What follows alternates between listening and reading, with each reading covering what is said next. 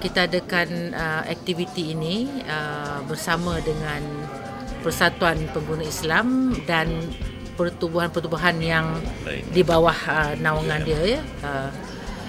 Dengan tujuan utamanya untuk berinteraksi, memberi penerangan tentang fungsi SPRM, tentang undang-undang yang berkaitan dengan pencegahan rasuah, kesalahan rasuah, dan juga apa peranan PPIM ni boleh mainkan sebagai sebuah pertubuhan NGO.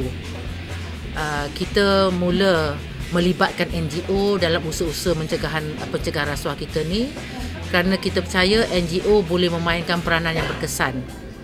Saya lihat SPRM dengan NGO ni ibarat macam two side of the coin, ya. Kita sama-sama kena berusaha untuk mencegah rasuah dalam masyarakat, sebab rasuah ni wujud dalam masyarakat, dia tak wujud tempat lain pun. NGO dia boleh jadi ibarat macam watchdog dan juga menjadi whistleblower untuk melaporkan apa-apa juga kesalahan yang ada kaitan dengan penyelewengan, rasuah dan salah guna kuasa. So sebab itulah untuk memastikan mereka ini memainkan peranan yang berkesan, kita perlulah beri penerangan tentang aspek-aspek kesalahan rasuah, bagaimana ianya boleh wujud dalam masyarakat, apa kesan buruknya kepada anggota masyarakat, negara dan juga pentadbiran kerajaan, dan juga mereka mengetahuilah apa peranan yang berkesan yang mereka boleh mainkan, ya, untuk membantu SPRM. Sebab kalau kita harap SPRM sahaja untuk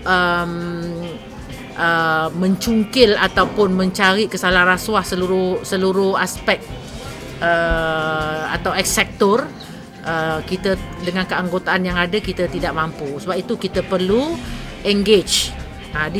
Kita perlu engagement daripada pertubuhan-pertubuhan seperti NGO. SPRM ni dia hanya diberi kuasa, ya?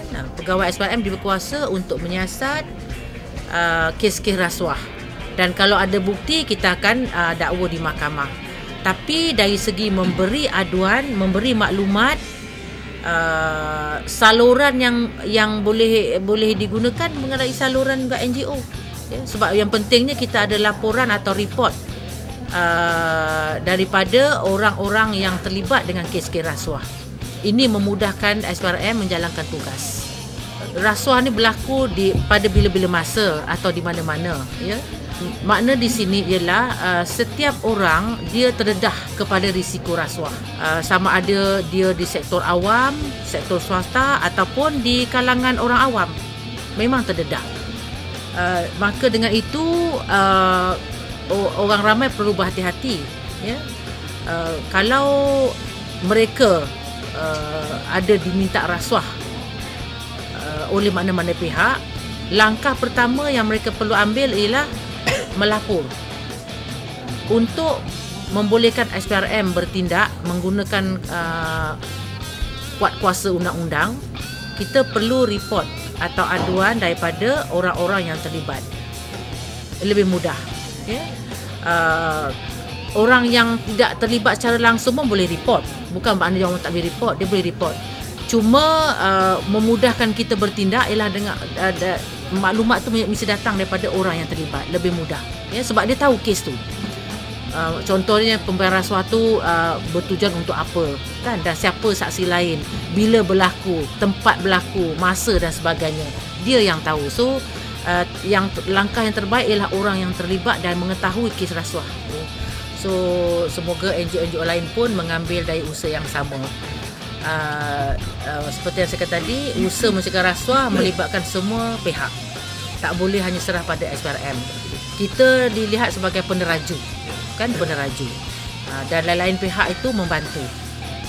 Barulah ada suatu gerakan untuk mencegah rasuah. Bila ada satu gerakan nasional mencegah rasuah, dan kesan tu nya, impact dia tu akan lebih besar.